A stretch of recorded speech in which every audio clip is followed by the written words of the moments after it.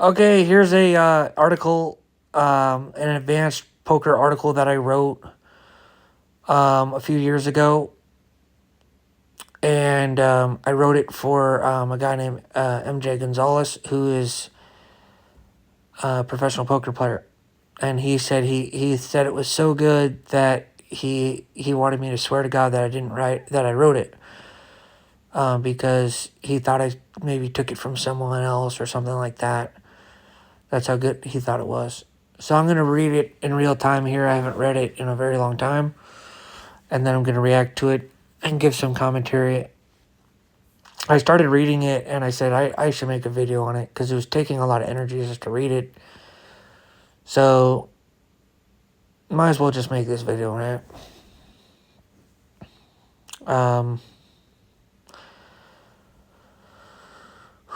just want to say any thought outside of Christ and God and Jesus and the Holy Spirit and religion hurts me. So I'm going here with the Lord, okay? And I'm spirit-filled. Shout out to my half-sister. It's 11:11. Let's give it a little kiss. Let's kiss the clock. I used to kiss my watch at 11:11. It was really cute, so that was supposed to be cute. I hope it was.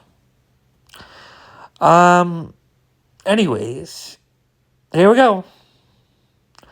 Introduction to Opalescence and reverse hand reading. It's just an intro to Opalescence, which is a word I made up. It's a poker theory that I made up. Opalescence, it's based on, anyways.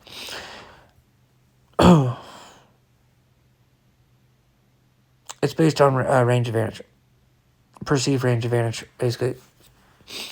Opalescence is the visual property of something having a milky brightness and a play of colors from the surface. In poker, opalescence refers to the interaction between a range and a board texture expressed in color. It's already, welcome to 15th grade, I guess. I must have been off my meds and freaking on one when I wrote this. I have another one on galaxy blockers. That's pretty insane. And then anyways, I made a stupid joke at the end, which kind of ruined the whole article. But this one is really good, I guess. Here we go. You need to stop playing your own hand, and first and foremost, base your decisions on your opponent's range of hands. After considering your opponent's range, look at your own range and your opponent's eyes, then finally look at where your hand fits into that range. Vanessa Selps. She said that around 2010, or I saw it in 2011, but it was a training site video that she made in 2007, 2008, and then the training site video got leaked to the YouTube on 2011. That's when I saw it. But she was way ahead of her time for sure. Vanessa Selps, probably the Michael Jordan of poker on the girl side.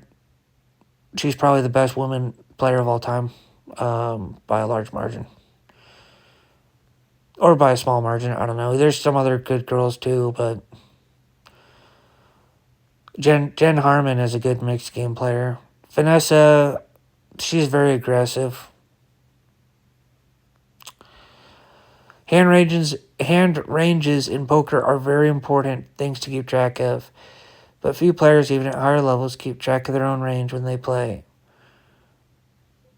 I wouldn't say very few, but okay. Because they primarily focus is on their opponent's range, because they primarily focus on their opponent's range of hands, or even just play their opponent's exact hand. Yeah, no one's really doing this anymore, but hey, some people do it still. Players in general are great at playing their own hand versus an opponent's range, but not a lot of players play their range versus an opponent's range. It's a larger percentage than it used to, though. While players like Dan Underground and Phil Hellmuth don't hand read their own range very much at all and do fine. Players like Mike McDonald, Brendan Kenny, and Doug Polk absolutely do, and they have an easier time in unknown situations against difficult competition because of it. That's a good line. By better versing yourself in this theoretically sound doctrine of game theory, where your entire range is on display, you can learn to get yourself out of tough spots or come up with theoretically justified plays very quickly and efficiently, especially when the exploitative alternative is unavailable. That's very well written, I would say. Opalescence makes tracking your own range easy by color coordinating it, making it practical for use in real time. When you start to categorize where your hand belongs in your entire range and how your range and opponent's range matches up to a board texture, you'll be on your way to creating better lines and frequencies that make sense.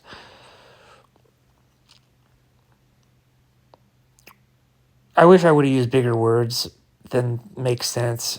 Creating better lines and frequencies that produce profits in the long run.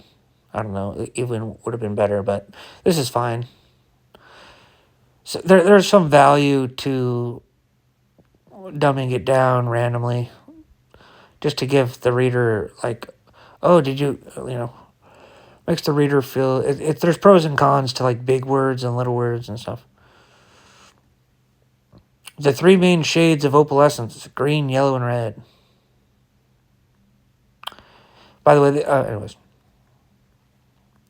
There are three main shades of opalescence: green, yellow, and red. Green shades, also known as green boards, green textures of opalescence, are boards that are favorable or very, very favorable for range. Yellow shades are boards that are marginal, indifferent, or dynamic for range.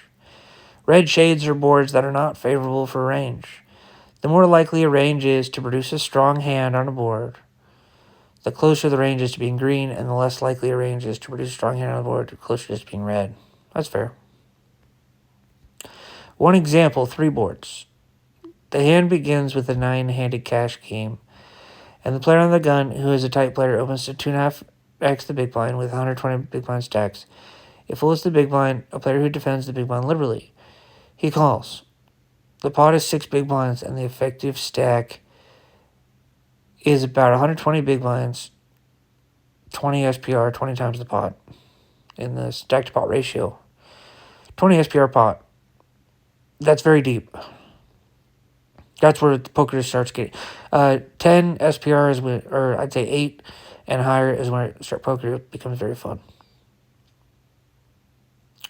Flop is 6, 8, 10 with 2 clubs. 6 of clubs, 8 of clubs, 10 of hearts. Green, the big blind versus red under the gun board.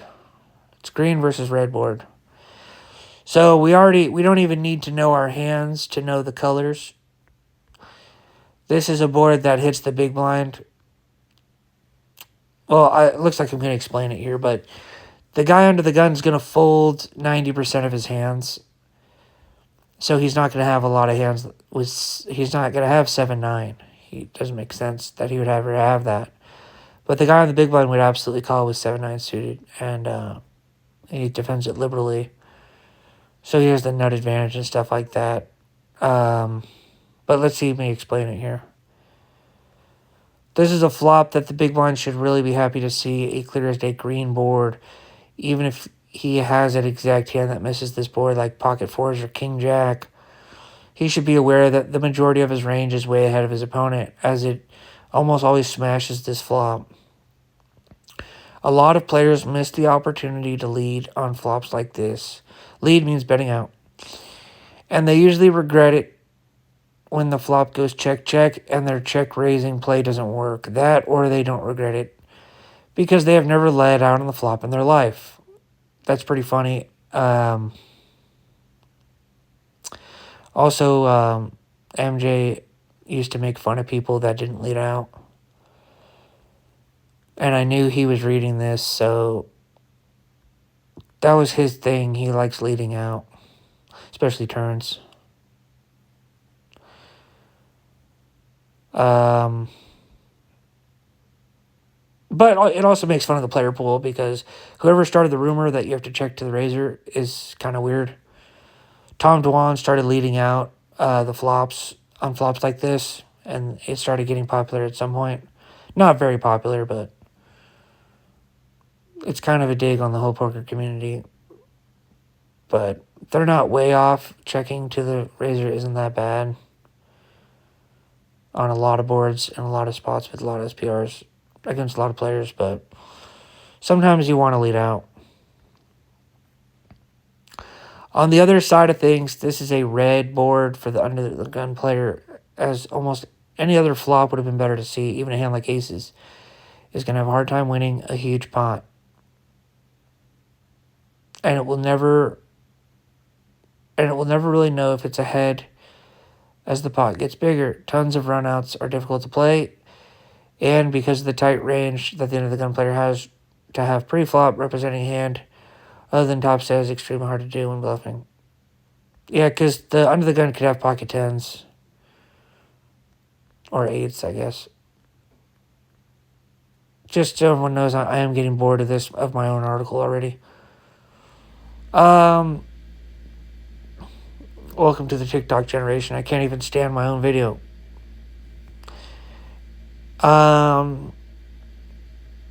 Let's do another board. Flop is 668 with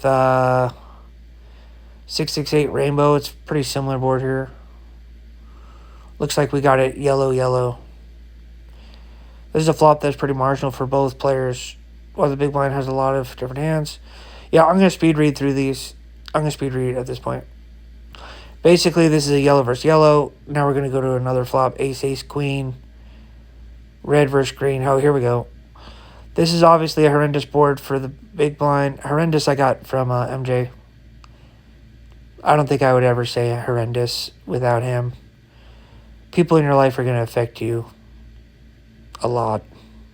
You got to be careful with who your friends are. Make sure they're religious and they love God, I would say. Unless you're trying to lead them to Christ, you got to give to get a lot of times. But I wasn't aggressive enough with religion at all with him. It's my biggest regret.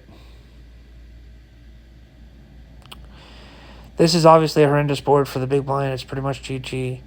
If there was ever time to overfold the flop, this would be it. With a hand like Queen X or even Ace X, there's a lot of reverse implied odds, and with there's no way to win the hand against most of the under the gun's range on any run out. Well, Ace X is trips, and there's only one ace left in the deck. But with 20 times the pot, I guess, yeah, you could get out kicked and lose a lot of money. It's hard to defend the big blind with an ace. You're dominated a lot, but there's no way to win the hand against most of the under the gun's range on any run out. Pre-flop, because he didn't 3-bet, the big blind is lacking the super nuts. Absolutely. As bad as life is for the big blind, it's time to party for the under the gun player. Even a bet of one big blind into a pot of 6 big blinds will send the message of why even call this your toast on future betting streets. And it's a viable bet size as a bluff. Certainly the bet will get 3/6 of the time on its own. And it's 1/7 to break even. And if it doesn't, there are so many hands in the range that can defend a raise and beat the calls. Even some of the weakest hands in the range are strong on boards like this. This is a dream flop for so many reasons. That's decently written. Creating strategies around Opalescence. Green versus green. These are buckle up your seatbelt boards. Boards that hit both players. I would advocate having big hands to compete with big hands on the GVG boards. When the pot gets bigger, while it's easy to convince your opponent early that you have something, it's also really easy for them to actually have something. I would advocate check raising more than leading out, since you'll have a lot of strong hands that can do it, and as a board, your opponent will bet a lot. That's pretty smart. Since he connects well with it, check raising is more viable when your opponents are expected back, and leading is more viable when your opponents are expected to check back. Nice. Boards that are green for opponents are usually bet more often than yellow or red boards, so naturally check raising is strong. That's fine. Whenever I have a range advantage at all, I like to bet more often and my continuation betting frequency is a bit higher when I have it. But in a green versus yellow situation, I tend to size down my betting patterns a lot to get more value more often, as I am usually up against a large density of medium hands. When you use smaller sizes, you need to have more good hands, and with a green range, you're gonna have them a lot. That's pretty good. Green versus red, I try to push my edges on green versus red, and bet as much as I can, as often as I can. Likely my opponent is going to be folding too much, and I know I have a lot of value hands that I need to balance with a dose of over-aggression. I find myself crossing the line on what game theory is supposed to hold me back from doing on these type of boards in exchange for making more money through exploitation. Yeah. People don't like to play bad hands, and pretty much, and a lot of people do understand when you have a big range advantage. Yellow versus green boards with a small range disadvantage, you're going to want to leverage your reads well, and not be afraid to throw in some plays. But making laydowns when you have a range disadvantage is almost always the most important thing. Yellow versus yellow, these pots are usually get really small. Players don't have air to bluff, and everyone usually has a lot of showdown value. Thin value is the most important in these situations. And if you aren't betting for value and getting called by bettors, you aren't betting thinly enough. That's a really good line. It's taken from Phil Galfond. That's a really good line. And a good time to use it. Yellow versus red boards, smaller bet sizes are key. Even a bet of 1/5 the pot can deny equity that overcards have. Get folds. Likely you won't be raised. Okay. Annoying bets are very powerful. You'll be surprised how often you'll get folds for smaller sizes. In yellow versus red, I also like leading out on these boards. Players with red ranges usually check back, facing a check. Red versus green, just fold. You probably one day will smash a board like ace king 3 with threes, and you're likely to get paid with your eyes closed, but bluffing on boards like this has always been difficult to pull off. More important than Opalescence is player types. And against the right player, you can attack these boards every once in a while. That's another really good line. That's another really good little paragraph there. But yeah, over folding more than theory would have you fold is going to be really good. And they're going to finally get the hand that they like, and they finally get the flop that they wanted. And then it's going to seem like, yeah, this was the only board I ever missed. But really, I was bluffing on all those other situations, and this is a board where it's obvious that you have it and I don't. From the pre-flop ranges. Red versus yellow boards. While these pots don't technically belong to you, a lot of people these days are not properly defending the range and can be exploited. I much rather attack an unknowing opponent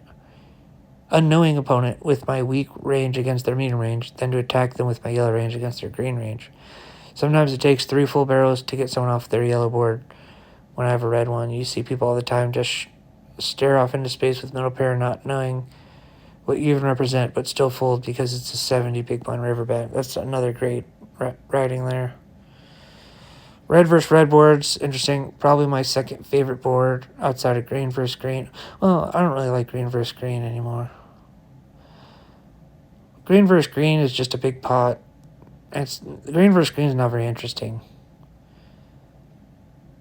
Probably my second favorite board is both players are usually capped early on, and both players struggle to represent hands. I've been known to overbet for value with middle pair on boards like this, or call a river bet with queen high. The true art of poker is represented well on these boards, and the aggressive player usually wins. These pots are usually very small, but can affect your win rate more than the huge coolers that cancel themselves out in the long run. Wow, what a great article. I actually really enjoyed reading that.